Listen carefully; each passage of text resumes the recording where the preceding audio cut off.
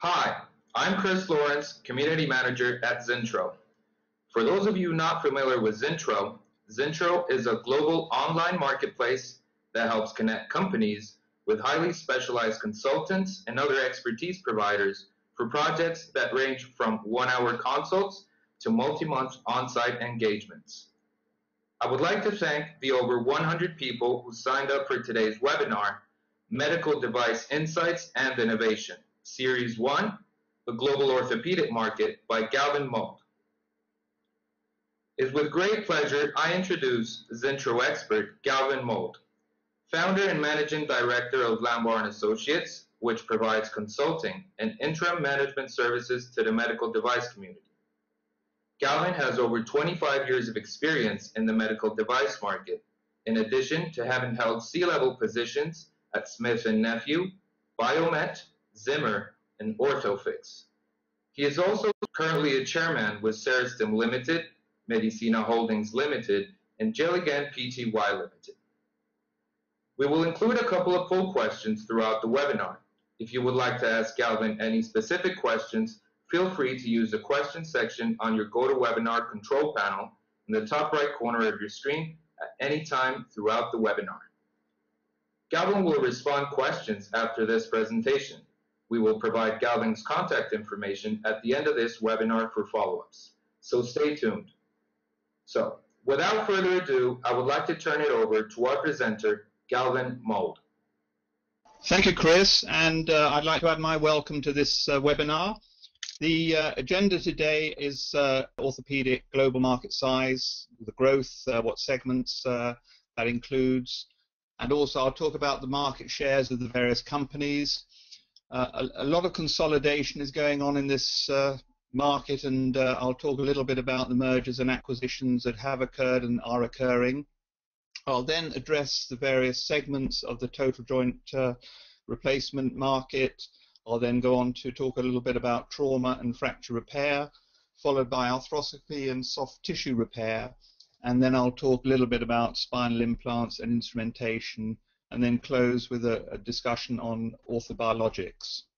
So that's essentially the contents of this webinar. As Chris said, there'll be opportunities for questions at the end, and we do want interaction, so as he said, the poll questions will be put during this. We appreciate your responses. The global orthopedic market is one of the largest segments of the medical device market. It's around 10% of the worldwide medical device market, one of the largest segments with cardiovascular. So last year it was valued at almost $45 billion, growing at around 2.8%. So it's a market which is quite large, and it is also growing quite strongly, certainly in volume terms, but not so much in revenue, because some of the companies now are under price pressure, certainly with competition around the world. But effectively 80% of the worldwide orthopedic market is in the US and Europe and Japan, with about 20% of the population. So it's very much focused on developed markets with less in underdeveloped markets. So the things that are driving the orthopedic market are essentially an aging population, obesity, osteoporosis, and this is positive. The things that are probably suppressing the market slightly are price pressures, erosion of margins, reimbursement, and also there's more regulatory pressures on some of the companies. Now this is the segment breakdown, which I hope you can all see. You can see the various segments of the orthopedic market and what's growing faster and what's growing not so fast.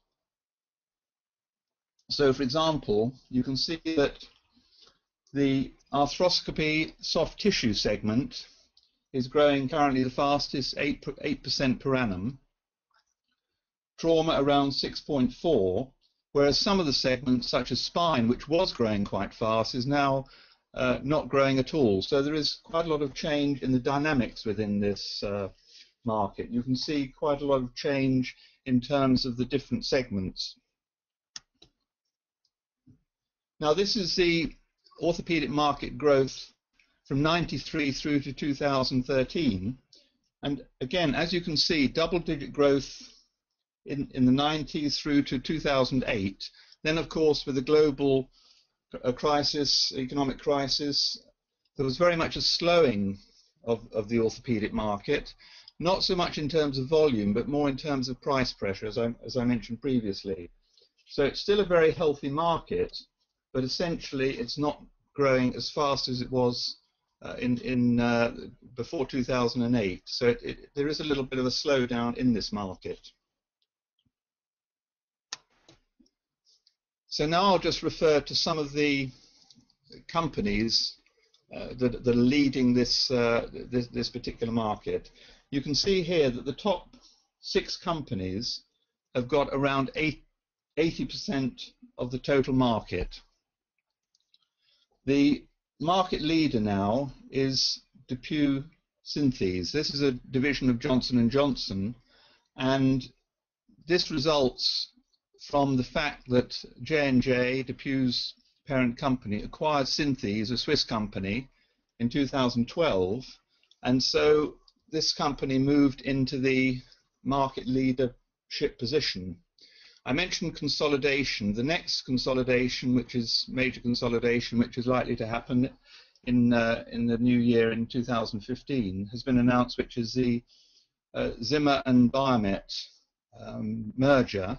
That'll take the Zimmer Biomet merged company to position number 2, just ahead of Stryker, which currently has 15% of the market, and then Smith Nephew will follow with Medtronic, and you can see that consolidation is having quite an effect on this market. So talking about mergers and acquisition activity, this slide gives a little bit of information on the key acquisitions that have happened over the last couple of years. You can see that the biggest one down at the bottom there is Synthes being acquired by Johnson & Johnson. That was a $19.7 billion merger acquisition, and it basically brought DePuy from being a strong spine and total joint business to being much stronger in the trauma sector. So Synthes has around 50% of the worldwide market share in trauma, and so the combination of DePuy and Synthes was a very strong one. Then the next one you can see in terms of size, $816 million, a little smaller than the DePuy Synthes acquisition, is Medtronic, which is a spinal orthopedic company which has acquired its manufacturing in China, and the China Kangui company was acquired for $816 million. Then you can see other ones such as Kenzie Nash, acquired by DSM. You can also see a couple of other companies there that you probably know quite well. And more recently, we've seen Stryker acquire Mako Surgical. Stryker are quite active. They've also recently acquired Small Bone Innovations. Biomet's bracing business has been acquired by Breg. I mentioned the Zimmer and Biomet merger, and also Pioneer Surgical has also been acquired by RTI Biologics. So there is a lot of merger and acquisition activity, and certainly consolidation will be a continuing factor within the orthopedic market. So if now I drill down a little bit to the various sectors within the orthopedic market, the worldwide joint replacement sales is the biggest single sector, and you can see $14.5 billion in 2013. This would include obviously hip and knee replacements, but it also includes some of the other smaller joints, shoulder, elbow, wrist, ankle, finger, toe, etc. So it's a large market, and again, it was growing quite strongly up to 2008, double-digit growth, but it slowed down more recently because of, again, mainly price pressure. Volumes are still increasing, but prices are holding back the growth of the market. And essentially, this is really a question of a healthy business, but margins are being slightly curtailed at the moment. So the picture you can see there is slowing growth. 55% of the worldwide joint replacement market is in the US, so that's the biggest part of the market. And again, Europe and Japan feature quite strongly. So the worldwide joint replacement market is still growing, but less strongly than it was about 5 or 6 years ago. So this is the breakdown by product within the joint replacement sales, and as you can see, knees account for the largest part, almost half of the market. Hips are a little bit smaller, and then the other extremities I mentioned, the ankle joints, elbow joints, etc., only about 9%. So the major sectors are the knee and hip sector. So these are the largest and most attractive part of joint replacements. So in terms of company sales, this is the 2013 market shares. You can see 85% of the sales are with what we call the big five: Zimmer, DePuy Synthes, Stryker, Biomet, and Smith Nephew. And then again, when we get the merger of Zimmer and Biomet coming through early next year, it's been announced, but it'll actually happen early next year. That'll bring the Zimmer and Biomet market share to around 35%. So they will own over a third of this market. So that'll be quite a strong business in terms of worldwide joint replacement. And then DePuy Synthes with 20%, Stryker with 20%, and Smith Nephew with 11%. So this big five will become the big four then, and again, very dominant positions within this market. And as I said, it's a very competitive market with 4 or 5 companies owning 85%. So then, in terms of what's happening in terms of technology, a number of the companies that I've discussed there do have what I'd call customized instrumentation. There's a strong move towards personalized orthopedics, robotics actually putting these implants in much more accurately, and companies such as Biomet have the signature personalized patient care system, which is very much personalizing the joint replacement for the patient. Conformis has the Uni systems, DePuy, TrueMatch, etc. You can see the various systems on there. But the message here is really that the strength of these companies is very much now using their technology and distribution towards a more personalized approach to the patient. So this is a trend that will continue and is already happening now. And then in terms of knee replacement, there's a number of technology options here. Just replacing one compartment of the knee, 2 compartments, patellofemoral joint. There's a number of ways you can actually make a knee replacement. Mobile bearings are becoming more popular, and customized instrumentation again to give a more personalized approach to the patient. Resurfacing, where you take less bone from the patient. Ceramics are coming into their own in the sense that they have much better wear characteristics, and now in what's termed intelligent orthopedics, which is really embedded microelectronics and sensors which deliver data to optimize final ligament balance. And this is becoming again more important to make the outcomes and results of these joint replacements a lot better.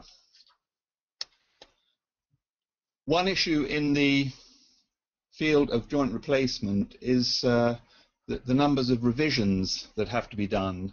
So primary is always the best way to go with a hip or a knee replacement, but sometimes they don't work out for whatever reason, and a revision has to be done. Now, what you can see here is a breakdown of the various countries and the revision rates for the various joint replacements. So, for example, in Sweden, it has the lowest revision rate in the world for hip replacements, whereas the US currently has one of the higher rates, 17.5%. Now, what has happened in hip replacement is there has been a move away from metal-on-metal hips because the joint characteristics and the wear characteristics of these implants are not as good as was originally anticipated, and in fact there's been a number of lawsuits and companies that have had to withdraw products, and there is now much more of a move towards ceramic-on-ceramic joints and also polyethylene enhancements to actually make the wear characteristics of these joints far better. So that is one trend that is improving revision rates, but essentially there is still some issue with wear in joint replacements. So that is being addressed by the major companies. The other aspect is that some hips are put in with cementless components, some are put in with cemented components, and cementless appears to be showing slightly higher revision rates. For example, in Canada, the cementless sector is around 71% of hips, so a 14% revision rate. In the US, it's about a 60% are put in cementless hips and a 17.5% revision rate. So in the UK, where 39% are cementless, it's a slightly lower revision rate. So there is some indication that cementless hips are not, again, lasting as long as we had originally expected. So there are some changes in the dynamics of the different technologies. So again, on the knee side, it's the same sort of picture. You get some countries that do better on the revision front, 6% in Canada and in the UK, where 80% of the implants are put in cemented. And then in some countries like Australia, the revision rates are a lot higher. So this is just one of the issues with joint replacement, and a lot of the countries now have joint registries. Certainly Sweden started, UK, Australia, the US now has a joint registry. So the surgeons can actually look at the revision rates and decide what's the best technology option for them. So in summary, the joint replacement market, as I mentioned, is the largest sector of the orthopedic market. It's fairly highly competitive, 94% controlled by top 10 players, as I mentioned, 85% by the top 5. So it's quite a market dominated by the big companies.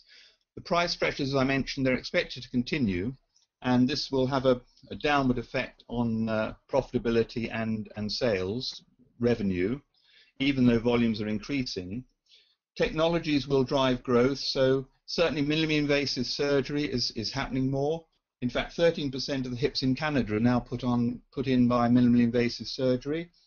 You also have far more attention to alignment and soft tissue balancing. As I mentioned, the customized and personalized instruments, which are becoming much more important in this market, and small joint and extremity initiatives. So this is happening a lot more strongly. In early 2013, 3 major manufacturers introduced knee systems designed to address patient satisfaction with knee procedures. So again, the element of the patient specific is becoming more important in this sector. So that is, if you like, the first sector of the orthopedic market. It's the largest sector. And maybe now what we could do is just briefly have a quick poll. We have a few questions we'd like to introduce to the attendees. So I'll hand back to Chris to put those questions to you. Right, so we're going to go ahead and have our first poll question. It reads as follows. I will display it. What is your main area of interest? First is consultancy, regulatory, sales and marketing, legal, and financial other. So I'm going to go ahead and leave this for around 30 seconds so you can actually vote. And after that, I will go ahead and show the answers. Poll results come as consultancy as 43%, regulatory as 24%, sales and marketing 24%, legal 0%, and financial other 10%. All right, Galvin, you can continue with your presentation. Thank you. Great, thanks, Chris. On to the fracture repair market sector, and this obviously is mending broken bones. It includes external fixation devices, internal fixation such as plates, screws, nails, pins, wires, staples, etc. Around 51% of patients would be less than 45, so this is obviously happening more with younger patients, more active, car crashes, etc. And 21% would be 45 to 64, and about 29% 65 and over. So this is more affecting younger people, and normally these procedures are done not as elective procedures, but they're done as emergency procedures. So price isn't so much an issue in some of these devices. So you can see that, again, we had double-digit market growth up to 2008, 13.2% in 2008, and we're now running around half of that. So the market, in terms of revenue, is not growing as fast as it was 5 or 6 years ago, but it's certainly growing in terms of volume. So it's again a healthy business to be involved with. So this is the picture in terms of sales growth, and really the thing that's driving this is obviously we're more active, we drive more, we have a lot more sports. We have an increase in the older patients of osteoporosis. There's around 200 million patients worldwide with osteoporosis. So there's a number of drivers for this particular sector in terms of market growth. So then, if we look at the companies and the market shares of those companies, I mentioned earlier the DePuy Synthes acquisition, and Synthes own around 50%, 51% of the worldwide trauma market, fracture repair market. And so really what this reflects is that DePuy acquired that market share when this acquisition was done by J&J a couple of years ago. So that really is the dominant player, DePuy Synthes, but mainly Synthes within this fracture repair market. Number 2 company is Stryker, and again I mentioned that they've just recently acquired Small Bone Innovations, so they're becoming stronger in this fracture repair small bone business. And the 3rd company would be Smith Nephew. That they are also strong not just in internal fixation, nailing, for example, but they also have strength in external fixation. Zimmer is in there, Biomet, Acumed, Orthofix, which is mainly external fixation, but with some smaller fracture repair devices as well. So this is the breakdown of the companies. Again, the same sort of companies that you see in the total market. A major part of the fracture repair business is bone growth stimulation systems. Now, sometimes these are used for fresh fractures, sometimes for non-unions where there's a problem with getting fractures to unite. And the market leaders here really would be Biomet and Orthofix. Biomet have got a direct current system. Orthofix, it's a non-invasive pulse electromagnetic system, but they vie equally for market share. And also some of these systems are not just used in fresh fractures and long bone fractures and non-unions, but they can also be used in spinal fusions as well. So again, this bone growth stimulation sector is quite an important part of fracture fixation. So in summary, the fracture repair market is around 6.5 billion, growing again quite strongly, 6+%. There's more than 8 million procedures coming up every year. Mainly because of accidents, some traumatic accidents. It's a highly competitive market, as we've mentioned. So 88% of the market will be controlled by the top 7 players, and mostly, as I said, non-elective. It's normally done as an emergency, and so therefore less price sensitive than other segments of the orthopedic market. So the sort of technologies that are driving growth include locking plates, minimally invasive surgery. Again, the less you can take away of the bone, or the less you can take incisions, etc., it's far better. And also small bone initiatives. I mentioned small bone innovations. There are a lot of companies now focused on just small bone surgery. So this is again another positive sector within the fracture repair market. The only negative that appears to be happening is quite a large influx of generic implant companies selling generic implants at much lower prices than the market leaders. And this is having a slightly negative effect on the rate of growth, but still it's a fracture market growing at 6.4% growth, which is quite strong. So, Chris, shall we have another set of poll questions? If people wouldn't mind answering these questions, that'd be very helpful. Let's go with our second poll question. It reads, what is your interest in the orthopedic market? Number 1 is consultancy, number 2 is employment, number 3 is surgeon customer, number 4 is investment, number 5 is other. All right, thanks everyone for your votes. Results come in as consultancy with 62%, employment with 10%, surgeon customer with 14%, investment 10%, other 5%. All right, Galvin, you can continue. Thank you. So now let's move on to the worldwide arthroscopy and soft tissue repair market segment. This is essentially keyhole surgery, as you know. So it includes arthroscopes, cameras, monitors, implants for doing soft tissue repair using arthroscopes, and the instruments to do it. There are over 10 million procedures in the USA done with arthroscopy, and around 5 million outside the US, of which about 1 million are done in Europe.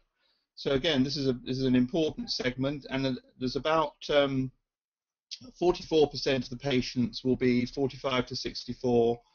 39% will be less than 45. So this is again a young people's business in the sense that it's sports medicine. It's a lot of work done on patients that have had some sort of injuries through sports, and a much smaller percentage, around 17%, is done in patients over 65.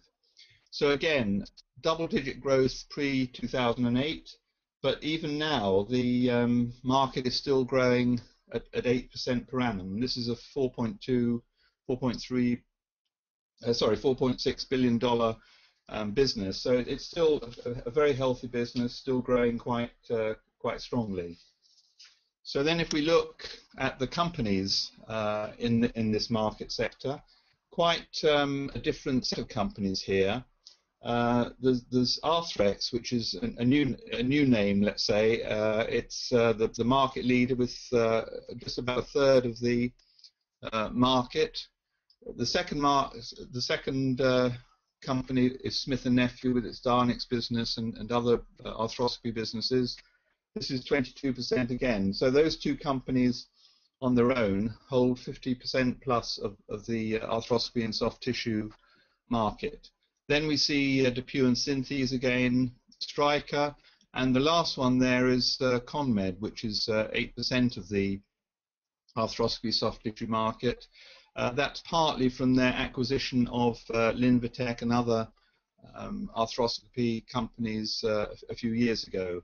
So again, a slightly different mix of companies here, but essentially this is again an interesting market segment to work in. And in summary, the arthroscopy soft tissue market is a revenue of about 4.6 billion per annum, growing still quite strongly. More than 15 million procedures worldwide every year. It's mostly non-elective. Now, some of these procedures have to be done quite quickly, so it's normally less price sensitive than the particularly on the implant side. It's again quite competitive, 93% controlled by the top 6 players, and it's a bit more price sensitive on the capital side. So the monitors and the cameras, the arthroscopes, the equipment that you have to have for this is more price sensitive, more competitive. So really where the major pluses are is on the implant side, which are more profitable. So basically we're finding this market is growing much more strongly because it can improve active, productive population return to work. It's very much getting patients back to work quickly. And again, there's a number of technologies driving growth here. This is, as you can see, this is procedures done with the help of an arthroscope. It's a closed procedure. You look into the patient with a telescope, and you do procedures with instruments into the knee, for example. So things like knotless fixation, where you can actually do these procedures without too much assistance. Specific procedures, novel fixation methodologies. These are sort of things that are driving growth. And what we're seeing now is more use of hip arthroscopy. It used to be mainly knees that were done with arthroscopy, but now it's starting to be hips as well, and even more procedures as well. So I think, again, this is a sector which is growing still quite strongly. So I don't know, Chris, whether you'd like to have that last poll question now before I move on to the spine business. Right, let's have the last poll question. It reads, which sector of the orthopedic market is of most interest to you? Question 1 is joint replacement. Number 2 is trauma, fracture repair. Number 3 is arthroscopy, soft tissue repair. Number 4 is spinal implants and instrumentation. Number 5 is orthobiologics and other. Results came in. So joint replacement, 20%, trauma fracture repair, 25%, orthroscopy, soft tissue repair, 10%, spinal implants and instrumentation, 5%, orthobiologics, other, 40%. Back to you, Galvin. Thank you, Chris. Okay, well that's very helpful because I haven't yet got to the sector which seemed to be of most interest, which is the orthobiologics, which I'll come to last in this presentation. So let's go on now to the worldwide spinal implant market. This again includes products which can be used for degenerative disc disease, herniated discs, again disc issues, some caused by aging, some caused by sports, etc. Scoliosis or spinal deformity. This is mainly in the younger patients, mainly female patients. Vertebral fractures and other issues within the spine. And so it includes things like pedicle screws, plates, rods, hooks, artificial discs, motion preservation devices. So there's quite a lot of different products in this spinal sector. Now, as I mentioned again, double-digit growth up to 2009. But since that, there's been quite a slowing. So this was, if you like, the star of the orthopedic market up to a few years ago, but it started to grow a lot slower now. So you can see that at the moment we're not really seeing much growth, but this is still about a $7.4 billion plus business. So it's still an interesting sector to be working in. So again, that really just shows that the slight slowing of the sales over the last few years.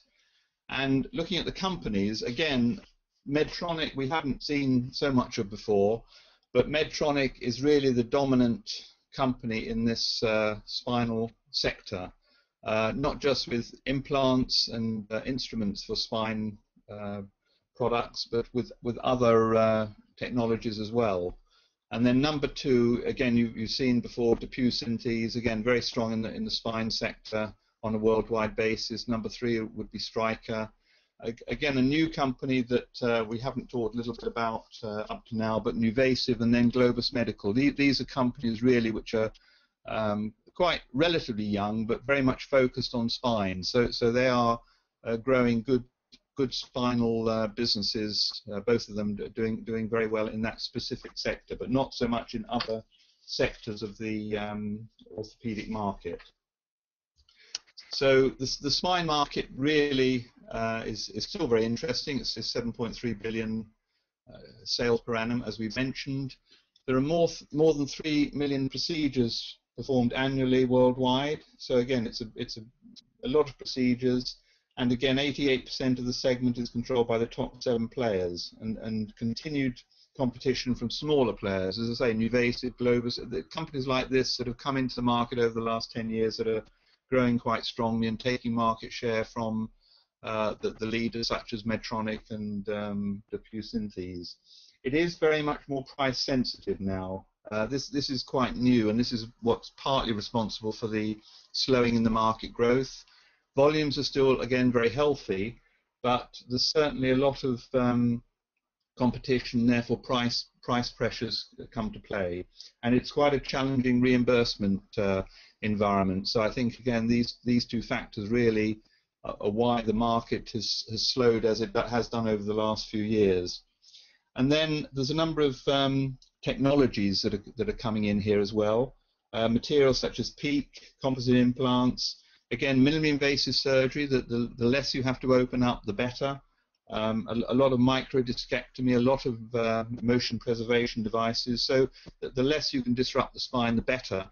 And these technologies are expected to support further growth, certainly in volume, if not in revenue. So again, the way to get into this business is really to get new technologies. You can charge premium prices. So some of the newer techniques such as lateral fusion, which is a lot more popular now, stem cell treatments, various sacroiliac fusion devices. These are the sort of technologies that are driving growth in this sector. So that's very briefly the spine market.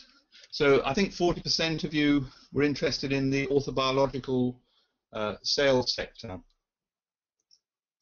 This effectively includes a number of cell-based products for tissue repair, growth factors, things like hyaluronic acid for improving joint wear, and allografts, synthetic bone graft substitutes, autologous platelet and plasma systems for improving bone growth. So there's a number of products, again, in this particular sector.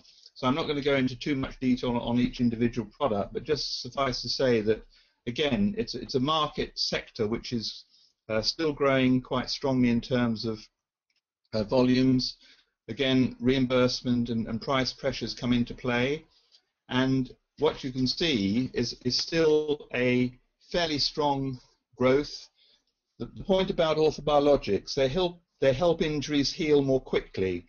They incorporate biology or biochemistry to repair or replace musculoskeletal structures. So they are very much important as an adjunct to any orthopedic surgeon's armamentarium. So they're often used as alongside other implant systems as well. So they're not just used on their own, they can be used on their own.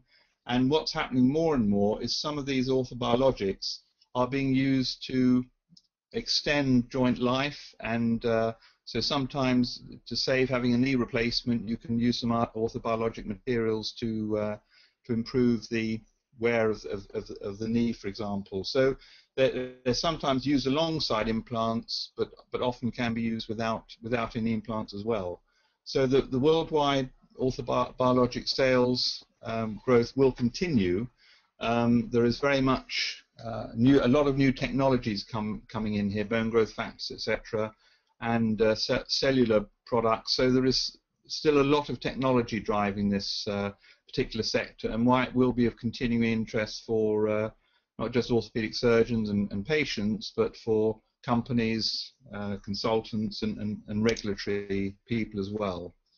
So the orthobiologic sector, as I mentioned, around $4.7 billion worth of sales. Players seek to develop alternatives to the gold standard of autograft bone. This used to be the way of making bone fuse more quickly, using bone that was actually taken from the patient.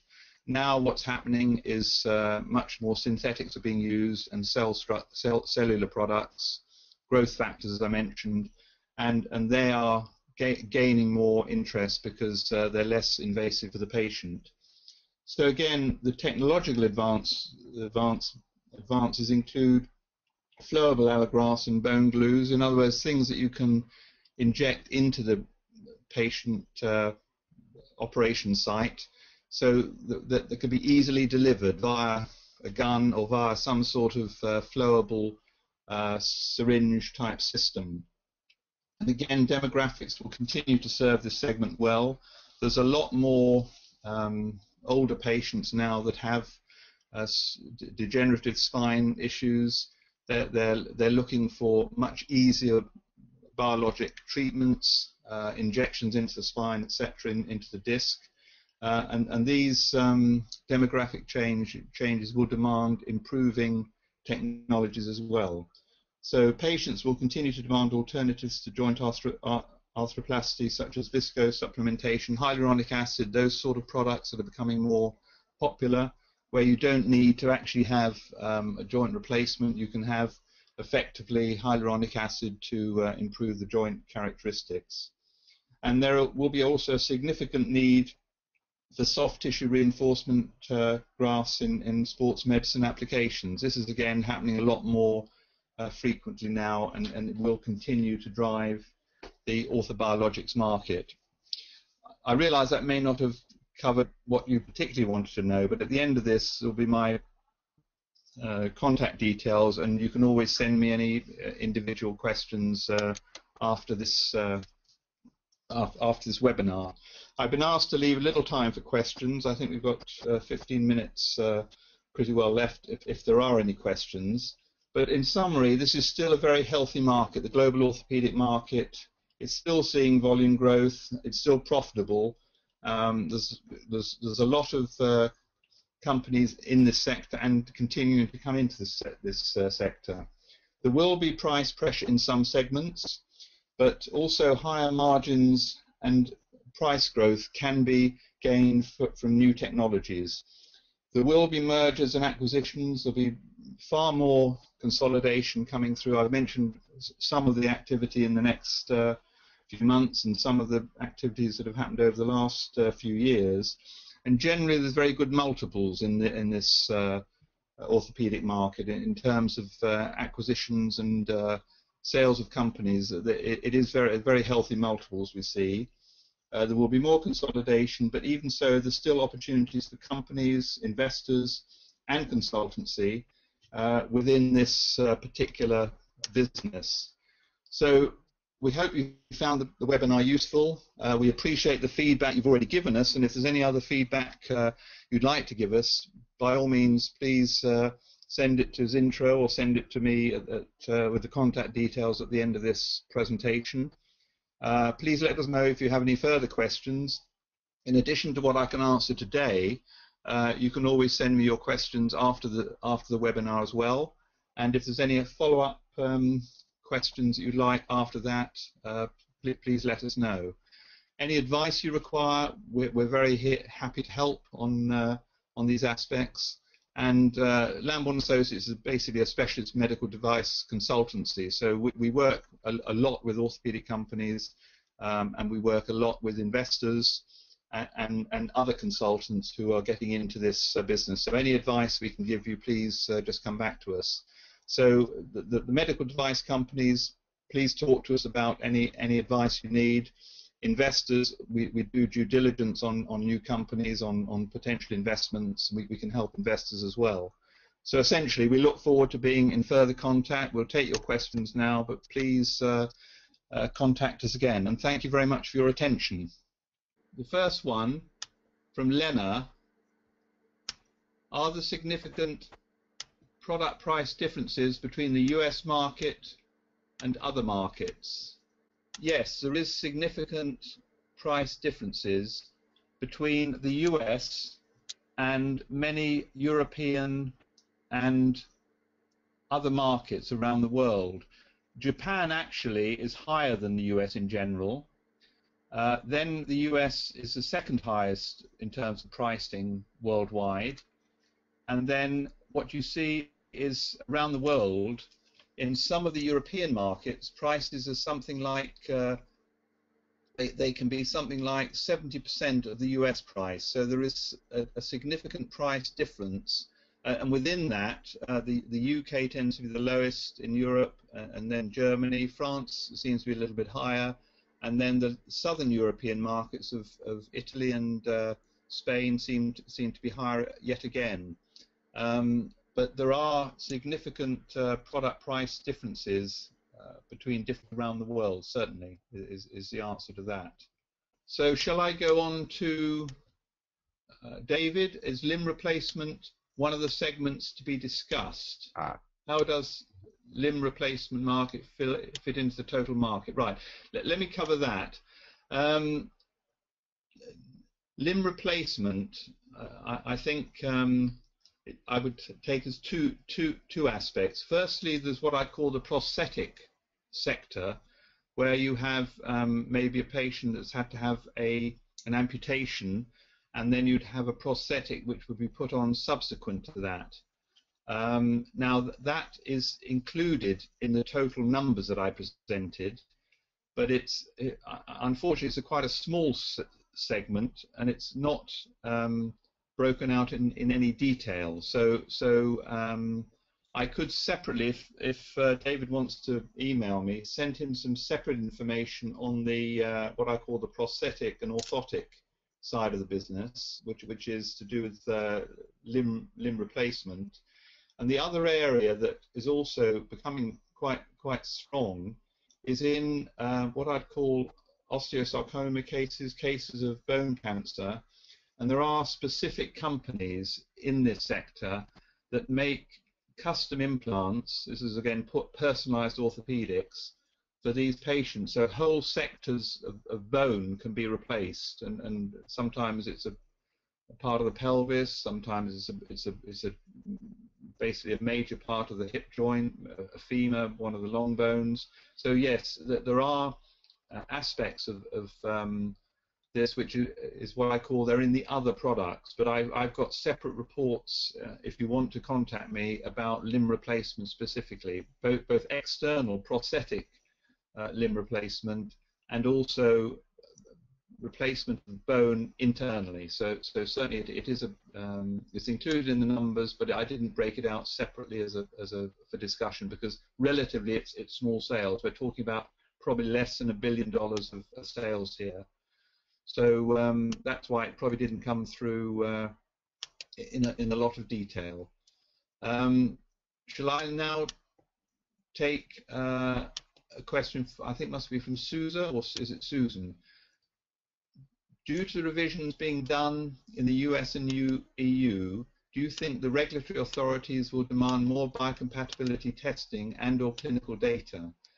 So Suzanne, yes, very good question. The answer to that is very much. In the FDA and also in the European regulatory authorities, they're now asking for far more clinical data for new hip and knee implants. This really follows on a lot from what has happened with the metal-on-metal hips that I mentioned, some of which have had to be withdrawn. And certainly the FDA has been very strong in pushing for much better clinical data.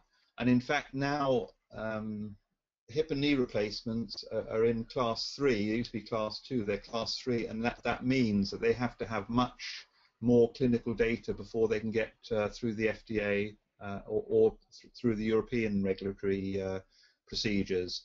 So this is one of the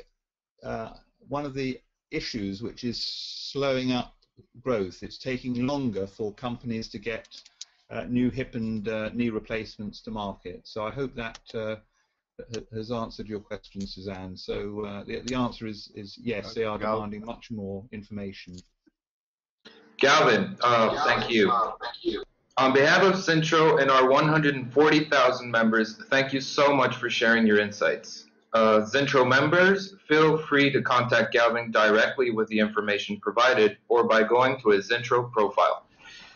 We will be posting the recording of this webinar in our blog sometime next week. Feel free to share it. To see other webinars, go to blog.zintro.com and click on webinars. This closes today's presentation. I wish all of you a very nice day.